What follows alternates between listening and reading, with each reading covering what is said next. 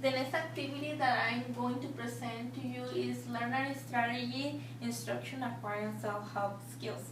This strategy is a good strategy to teach the English language learners at the beginning of the school year, because at the beginning they can see what good habits and responsible skills should be learned. This strategy is a good tool to help students develop good habits in reading, writing, discussion, and research.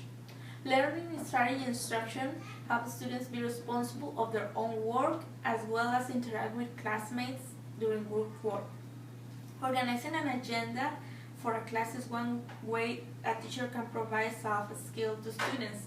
In this way, they can have deadlines and assignments written, and they can keep track of what is missing.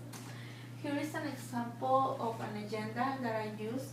Here you have the hour, the days, you have the time of the classes.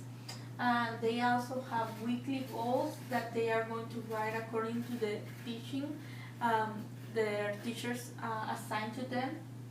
And we also have here the time of reading, homework, math, or any class that they need to study, an extra class.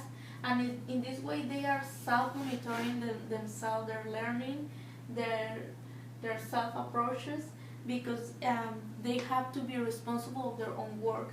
The teacher have to assess this activity also, because the teacher is going to monitor that the students are keeping in track of their work. And in this way the teacher is organizing their student for a future life. In a future life, when they go to the university and they have to do everything by their own and they have to be organized, this will be a good idea. This strategy could be adapted to many activities. For example, another way to check students' self-monitoring is to check their binders, is to check their work and give them credit for that.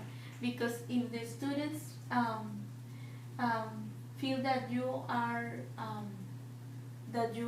getting ahead, and they are looking that you are interested on their staff, they feel that they are connected. And also, if you give them a grade, give them points, they will feel motivated to do it. While the next strategy, I combine the strategies 39 and 46. And I combine it because these are some projects that are group projects, and interaction and social activity is going to take place. And the strategy 39 is integrating curriculum projects using authentic projects to integrate content knowledge. Well, this strategy is a good strategy to help students to connect what they learn in school with real life. And this strategy emphasizes in group work and peer work, as well as activating learning in real life. Integrating curriculum project is an approach to planning curriculum in which knowledge and skills in several curriculum areas are combined to accomplish an authentic task. And this cooperative group will work to divide labor in which each student will have a task. And in this strategy, you have to select very well your students to see that they are with a good English speaker, with a weak English speaker, so they can teach each other and monitor their work. You as a teacher will monitor and observe the process and complete a group evaluation in this way you can also evaluate your students in their work. And this strategy is ideal when working with English language learners, because they are connecting curriculum with real life. That is a very good point. They are also working with other English learners that might be more advanced in their English, and they can practice their communication skills.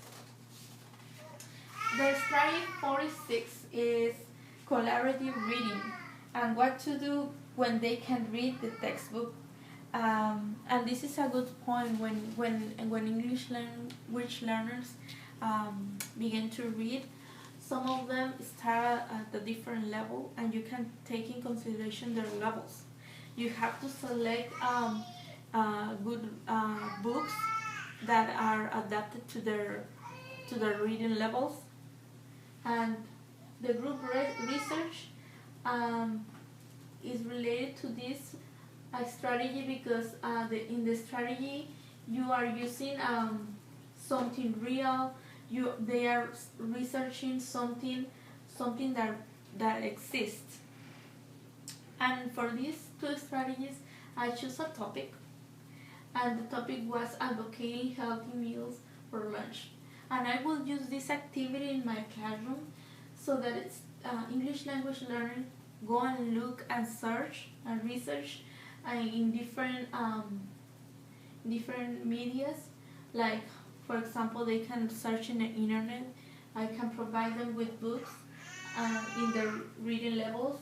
I can ask them to go and do a survey so they can advocate healthy meal for lunch and see how their classmates, their schoolmates think about it. And in this way they are connecting their ideas and they are communicating with each other. And these strategies are good to improving their group work. And the next activities are 41, 43, and 45. And these activities are based on reading. The first activity for this part is dictogloss, improving listening and communication skills. Dictogloss is a strategy that focuses on fluent academic language and support learners in listening and recalling good English language models. And it is very important that English language learners learn the language properly. And tutorials, closing the achievement gap, is another strategy that helps the students to connect what they know, to do independent practice, and to actually assess their learning. When you see the word tutorial, you always refer to an extra amount of help that the teacher had to do because the students are getting behind. And it is very important because always when an English learner has a misconception, has a problem with understanding the concepts, you have to take a little bit more time to teach it. And in this way they are always have a daily schedule, and the first thing that they do is to do a warm-up, and then the teacher models what the activity is going to be, and then the student had a chance to do it independently, like independent practice. And later the teacher has to do an assessment for them. And then in the next activity 45, is called micro-selection, and this is finding keywords and main ideas. And related with the strategy 41, it is actually based on finding the idea on a text. And let me tell you that both strategies 41 and 45 talk about finding main ideas and reconstruction a huge amount of passage through your own words. And it is very, very helpful when helping the students to retell a story. And micro-selection is the 45. It's a prerequisite for students understanding how to find the main idea in longer reading passage. And let me tell you that I picked for this an historical literature, and I will use the book From Farewell to Manzanar. It's a book from a Japanese American writer who wrote about her experience in the Japanese Pearl Harbor attack. And what I'm going to use this activity for is to select some chapters, and because the chapters are very long passage, the students, first of all, I will help the students by reading the story several times. Later I will use the group work, and they can work in pairs, and they can retell the story and came up with sentences and summarize the passage. And an additional instruction is provided if the students need it. For example, I will go and walk around and do as much as I can to support. Strategy 42 is called GIST. It's exploring to the text. As dictogloss and microselection, it is based on reading and get the main idea of text. GIST stands for generating interaction between schema and learning. In other words, GIST is a comprehension strategy that focuses on finding the main point of a lecture. This strategy is designed to work in groups where English language learners are placed with a strong leader. In that way, he can learn from this partner. In GIST, in microselection and dictogloss, you are always placing a weak English speaker with a strong English speaker. So in that way, the strong English speaker can facilitate the knowledge of the weak English speaker. And let me tell you that at the first, you have to place the students in a group work. You have to ask them to read the passage silently.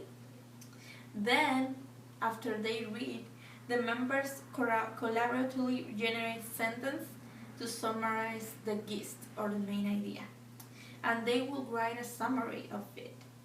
And this strategy helps English language learners to think critically, and it can be used in any content area.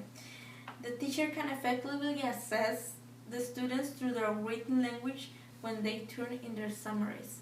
And you can have a rubric as a teacher, and you can grade their group work as well as their grammar, as their organization, as their skill development. And let me tell you that GIST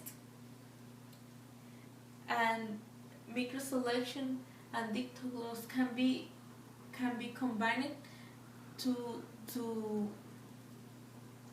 actually work in the historical literature book From Farewell to Manzanar. So I can arrange the groups. I can ask the students to find the main idea of a passage, and then they can actually write a summary and turn in their work.